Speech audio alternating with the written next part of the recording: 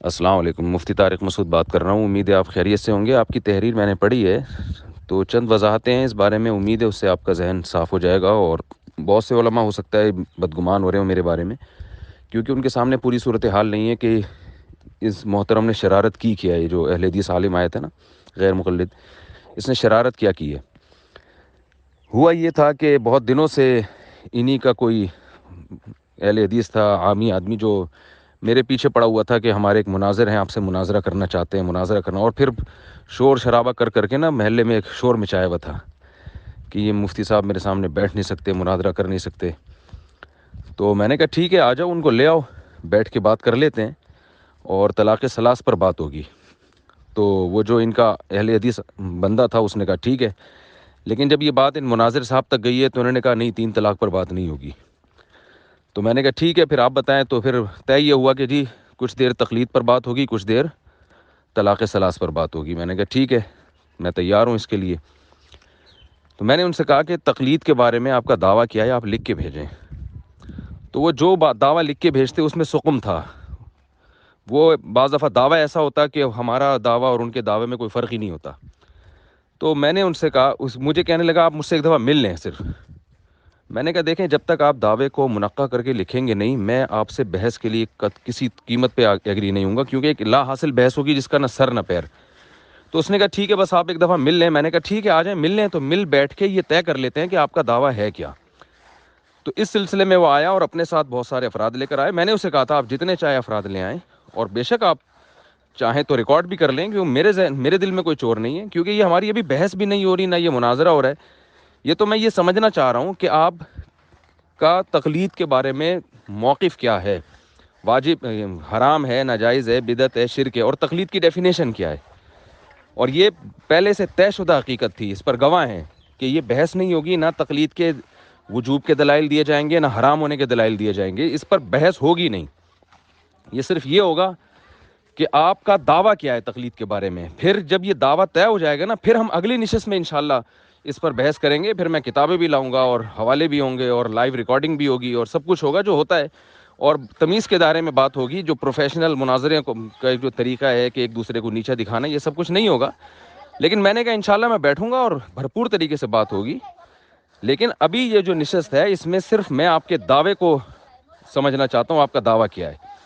تو اس نے کہا کہ پہلے آپ بھی دعویٰ لکھ کے دیں۔ میں نے کہا پہلے آپ لکھ کے دیں گے تو میں لکھ کے دوں گا، کیونکہ یہ جو چیلنج کیا ہے نا، یہ آپ نے کیا ہے مناظرے کا اور بحث کا، تو آپ نے پہل کی ہے، تو آپ کا دعویٰ کیا ہے، پہلے آپ لکھ کے دیں۔ تو یہ نشست اس بارے میں تھی کہ بیٹھ کے وہ بتائے گا کہ یہ جو محترم آئے تھے کہ یہ ان کا دعویٰ ہے کیا۔ تو انہوں نے جب یہ دعویٰ کیا کہ بغیر دلیل کے کسی کی بات کو ماننا یہ تقلید ہے، مجھے پتا ہے بغیر دلیل کے نہیں، بغیر مطالبہ دلیل کے کسی کو فالو کرنا تقلید کہلاتا ہے، لیکن اس نے جو تعریف کی کہ بغیر دلیل کے کسی کو فالو کرنا، تو میں نے اس پر ایک اشکال کیا کہ اگر تقلید یہ ہے تو تابعین صحابہ کے فتاوی بہت سارے ایسے ہیں جو بغیر دلیل کے فالو کیا ہے، تو اس میں وہ پھنس گیا۔ تو ہمارا یہ بحث ہی نہیں تھی کہ قرآن کی آیتیں کیا ہیں، تفسیروں کے حوالے کیا ہیں، اور کس آیت کی تفسیر میں کیا مطلب لکھا ہے۔ میں تو اس سے پوچھ رہا ہوں کہ آپ پہلے مجھے بتاؤ کہ تقلید کیا ہے۔ اگر یہ تقلید ہے جسے آپ تقلید کہہ رہے ہو، تو تابعین صحابی کی جو تقلید کی ہے، جس کو آپ حرام کہہ چکے ہو، ناجائز کہہ رہے ہو میرے سامنے، تو اس کی لاجک کیا بنے گی؟ تو اس کو وہ 1.5 گھنٹہ گھماتا رہے۔ تو ظاہر ہے پھر مجھے غصہ آیا کہ میرا ٹائم تم نے ویسٹ کیا، تمہارے پاس کوئی بات ہے نہیں کرنے کے لیے، اور تم بیٹھ کے تفسیروں کے حوالے۔ تو اس موقع پر میرا غصہ ایک فطری چیز ہے، اور اس نے دھوکہ بھی دیا کہ لائیو ریکارڈنگ کی، حالانکہ میں نے لائیو کی اجازت نہیں دی تھی، اس کو صرف ریکارڈنگ کی اجازت دی تھی، اور اس کی مقصد یہی تھا کہ جذبات میں کوئی ایسی بات میری زبان سے نکل جائے تو میں اس کو ایڈٹ کر سکوں۔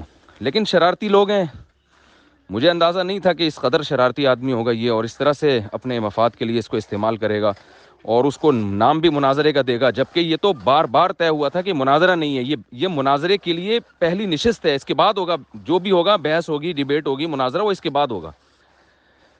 تو جب میں نے دیکھا کہ یہ تو رخ چینج ہو رہا ہے، تو ظاہر ہے بار بار مفسرین نے لکھا ہے، تو میرے منہ سے نکل گیا بھاڑ میں جائے مفسرین خود۔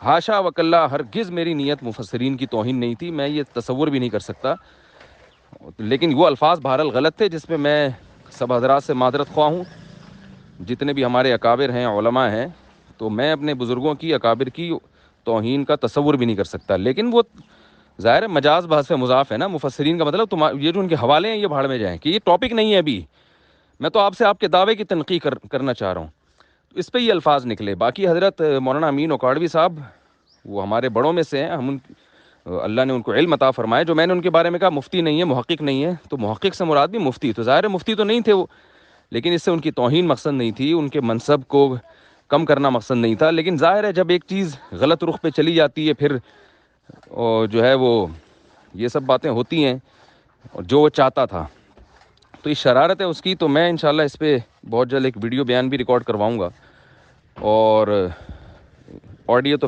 یہ جو میں آپ کو بھیج رہا ہوں، اگر آپ اس کو ذرا وائرل کر دیں تو بڑی نوازش ہوگی آپ کی۔ تو اب میں انشاءاللہ اس کو بلاؤں گا کہ بیٹھیں ہیں تقلید کے موضوع پر، جو ہے نا اگر بات کرتے ہیں بیٹھ کر، تو یہ نشست مناظرے کی نہیں تھی، نہ اس کو مناظرے کا نام دینا درست ہے۔ اس نے نام دیا مناظرے کا، تو میں اسی بھی اناؤنس کروں گا کہ اس نے دھوکہ دیا ہے، کیونکہ مناظرے کے اصول کچھ اور ہوتے ہیں، مناظرے کا یہ طریقہ نہیں ہوتا جو میں نے اختیار کیا ہے۔ اس میں تو نہ غصہ بنتا ہے، نہ جو ہے وہ، اس میں تو سب سے پہلے دعوی کو منقح کر کے لکھا جاتا ہے، اس کے بعد طے کیا جاتا ہے کہ اب دلائل دیں، تو دلائل کی بات تو اس نے خود شروع کر دی تھی، اور وہ بھی غلط دلائل۔ تو ظاہر ہے اس پر مجھے غصہ آیا کہ میں نے کس کام کے لیے تمہیں بلایا اور تم بیٹھ کے کیا باتیں کر رہے ہو، تو وہ غصہ آیا۔ پھر مجھے پتہ چلا کہ بھائی یہ ریکارڈ کر رہا ہے، پھر میں نے کہا کہ یار ابھی ریکارڈنگ ہو رہی ہے، لوگ دیکھیں گے، علماء اس طرح آپس میں لڑ رہے ہیں۔